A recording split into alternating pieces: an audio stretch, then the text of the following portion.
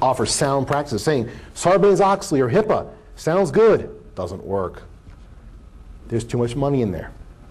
It's job security for them. But yet checking boxes does not strengthen our security. Long story short, when we're trying to classify things and keep things to ourselves, the odds are against us because we may know it, but chances are somebody somewhere in the world knows it as well. I was in Brazil a couple of years ago giving a lecture to a very scary audience, which is the Brazilian Central Intelligence Agency. Yeah. This is a US-sponsored trip, I will say, so it's okay. I was terrified. 250 people in an audience. They had not a smile on them at all. One light coming down on stage. I'm sitting at a desk, a table with a microphone and a pitcher of water on it. Like I was like, Lubyanka, and like, who's going to shoot me?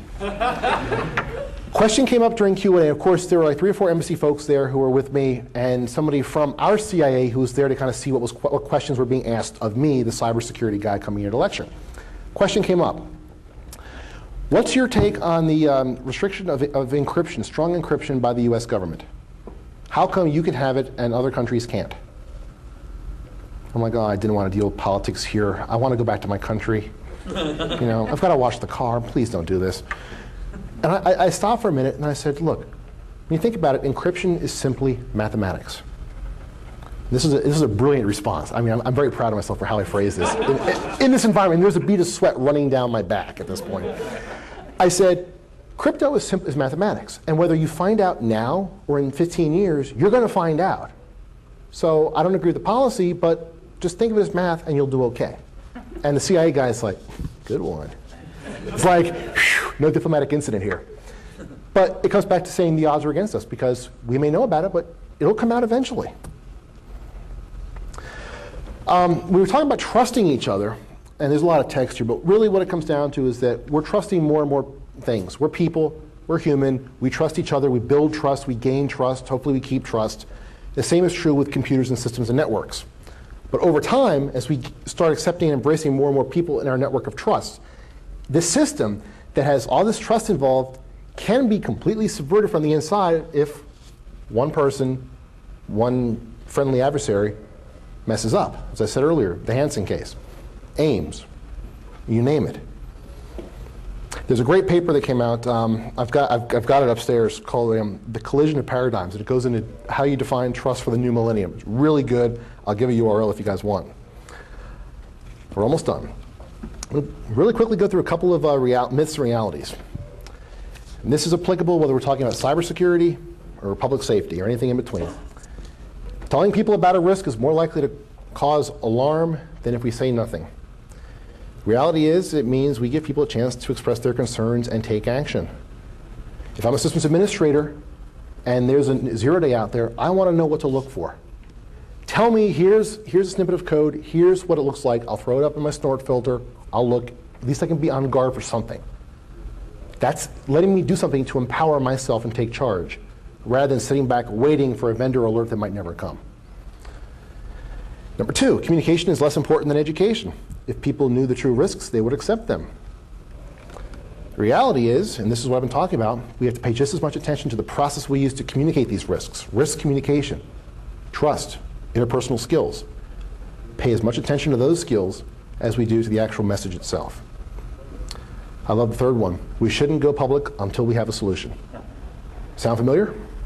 That's where we are right now. And as I said, I want to know something, give me some little bit of information, A, to help me protect myself, and B, allow me to feel that I'm part of the security community at large, that I can make a difference, that I'm not just an end user slave. These issues are too public and too complicated for the end users to understand. Well, the reality is, the end users don't need to know every technical nitty-gritty detail. You can release multiple vulnerability alerts. Some places do, the government does. But we have to remember to separate public disagreement with our policies with the actual message itself and remediating the vulnerability in question. Those of us who are geeks may have a problem with this next one. Leave technical decisions in the hands of the technical people. Again, not to bastardize the Rip Themes talk, but he said last night, people in security these days need to be both engineers and executives and know the business processes. This talks to it. We need to provide the public with the information about the vulnerabilities. We need to understand their concerns. And if I'm reporting the vulnerability, I need to know the vendor's ability to respond and deal with what I've reported to them. There was a case a few years ago where a bug was found in the AOL Instant Messenger client. Matt released the vulnerability, I think it was like 2 days before Christmas, publicly. AOL went ballistic. Well, our staff's on vacation. I mean, you give us 48 hours. We couldn't respond. I can go either way. On one hand, yeah, well, it's holiday, but still, if you're a big ISP, you should have a 24-hour security team. On the flip side, Matt was immature by only giving AOL 2 days to respond, knowing it was a holiday weekend, and it looked to everybody like he was doing it for kicks. And he got slammed for it in the security community. Risk communication is not my job. Whether you're a public servant, whether you're a security person, whether you're a vendor, you've got a responsibility. We all do. We need to make sure we know how to communicate effectively and not give the wrong messages. If we give them, whoever them is, an inch, they'll take a mile. Well, in reality, if we give them a little bit, or if we give them a fair amount up front, they'll be happy and go away. But if we give them too little or say, well, it's classified, they'll say, oh yeah, why? And they won't go away. And your problems then compound. And finally, if we disclose too much, the public will be further at risk. As I said, if the public knows, anybody can know. Information itself is neutral. We can help somebody or it can hurt somebody. What matters is how it's used. So I'm going to leave you with my last 2 slides. How do we formulate trust? And the lesson here is, in communicating in a secure, in a community environment, it comes down to people and it comes down to trust. You can't get around it. Technology will not help us. So if you want Rick's pithy witticisms for the day, here they are. During a crisis or during a security event, how you act depends on where you stand. If I'm an FBI agent, I'm going to act in accordance with the FBI's directives and the institution. Think back to that 5-point chart I showed you before. Where you stand on an issue depends where you sit. If I'm in the FBI, where I stand on it will be whatever the FBI policy is on this given issue, or item, or bug, or problem, or crisis, or whatever. How I am perceived by those involved in the crisis will depend on where I sit. So if I'm the FBI, and I'm working with Paul, for example, I'm just picking on you, don't worry, you can leave. Paul's going to know that I'm FBI. He's going to know that I'm going to react a certain way, that I will act accordingly, and may or may not be the bestest friend in the world to him during this problem. In which case, how well he, as the user, can handle the situation depends on how well we all are perceived. You know, we're talking about these circles of trust, okay? So if Paul knows I'm going to act a certain way, and Paul and Drew are partners, you know, Paul's at AOL and Drew's at Earthlink. And they're good buddies, they're drinking buddies, they email each other and they have fun, and they trust each other. That's where the action is going to start.